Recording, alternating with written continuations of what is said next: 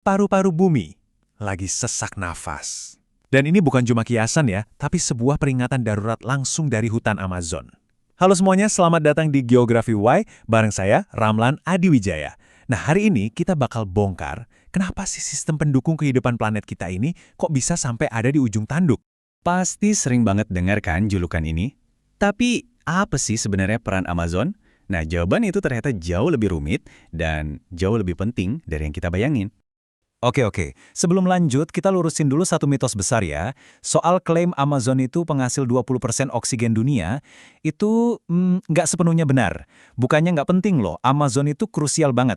Tapi peran utamanya yang paling vital buat bumi itu bukan sebagai pabrik oksigen, tapi sebagai regulator karbon raksasa.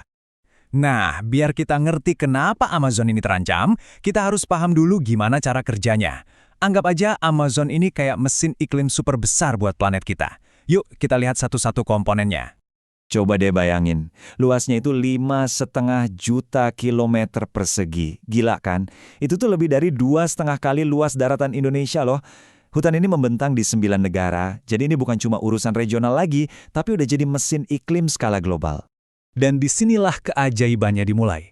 Pohon-pohon di Amazon itu ngelepasin uap air ke atmosfer banyak banget sampai-sampai ngebentuk yang namanya sungai terbang raksasa di langit. Keren kan? Nah, fenomena inilah yang ngatur pola hujan di seluruh Amerika Selatan. Kayak sistem irigasi alami raksasa gitu. Nah, ini dia peran paling pentingnya sebagai penyerap karbon atau carbon sink. Selama ribuan tahun, Amazon ini kerjaannya nyedotin karbon dioksida. Itu loh, gas rumah kaca utama dari atmosfer. Efeknya, planet kita jadi lebih adem. Amazon ini bisa dibilang rem darurat alami buat perubahan iklim. Dan jumlahnya nggak main-main loh, lebih dari 100 miliar ton karbon.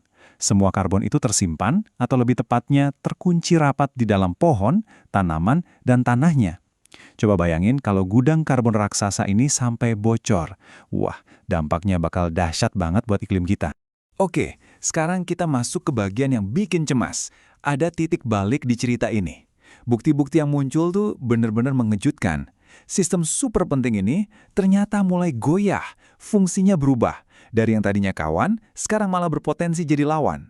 Nah, ini dia inti masalahnya. Sistem yang tadinya bantu mendinginkan planet dengan nyerap karbon, sekarang malah berbalik arah. Amazon mulai ngelepasin karbon yang udah disimpan ribuan tahun, dan akhirnya malah mempercepat pemanasan global. Ini pergeseran yang bahaya banget. Jadi, pertanyaannya sekarang, pertanyaan besar yang bikin semua ilmuwan dan pemimpin dunia khawatir. Apakah pergeseran itu udah kejadian? Dan jawabannya, sayangnya, iya di beberapa bagian. Data ilmiah nunjukin kalau wilayah tenggara Amazon, terutama yang di Brasil, sekarang ini udah jadi sumber emisi karbon. Jadi hutannya itu udah nggak utuh lagi, udah terpecah-pecah.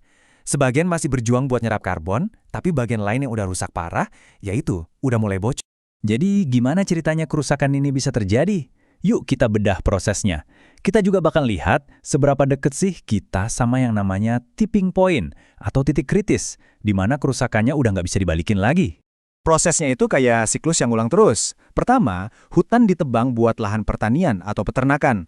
Sisa-sisa hutan yang kecil-kecil dan terisolasi ini jadi kering kerontang, gampang banget kebakar. Terus, kebakaran terjadi, ngelepasin banyak karbon, suhu lokal jadi naik. Nah, suhu yang naik ini bikin sisa hutan lainnya jadi makin kering lagi. Bener-bener lingkaran setan yang rusak dirinya sendiri. Masih ingat sungai terbang yang tadi kita bahas? Nah, deforestasi itu ibaratnya motong pipa sumber uap airnya. Akibatnya, Amazon jadi kehilangan kemampuannya buat bikin hujan sendiri. Ini tuh kayak sistem yang pelan-pelan bikin dirinya sendiri kelaparan air. Akibatnya, ya kekeringan makin parah dan kehancurannya jadi makin cepat. Dan ini dia pertanyaan paling krusialnya, seberapa dekat kita sama titik kritis yang nggak bisa diubah lagi itu? Para ilmuwan lagi berusaha keras ngitung ambang batasnya. Titik di mana kerusakan udah saking parahnya sampai hutan nggak akan bisa pulih sendiri lagi.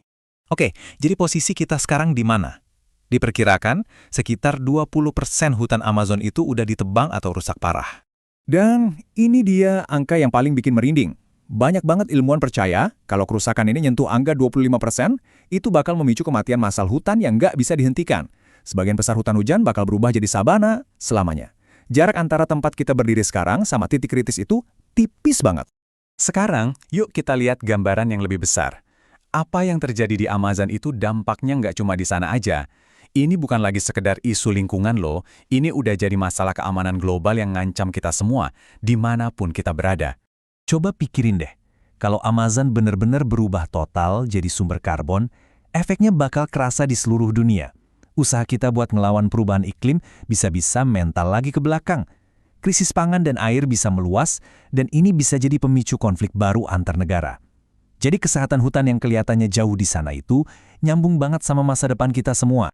Ada satu analogi yang pas banget buat ngambarin situasi ini. Amazon itu memang masih bernafas, tapi nafasnya udah makin pendek dan tersengal-sengal. Sistem ini lagi berjuang mati-matian buat bertahan hidup, dan tanda-tanda kalau dia kelelahan itu makin kelihatan jelas. Saya mau tutup bahasan kita kali ini dengan satu pertanyaan buat kita renungkan bareng-bareng. Ini udah bukan lagi soal nyelamatin pohon atau hewan langka aja. Ini soal ngejaga kestabilan sistem yang menopang kehidupan kita di planet ini. Jadi, kalau paru-paru bumi ini beneran kolaps, kira-kira apa artinya buat masa depan kita semua?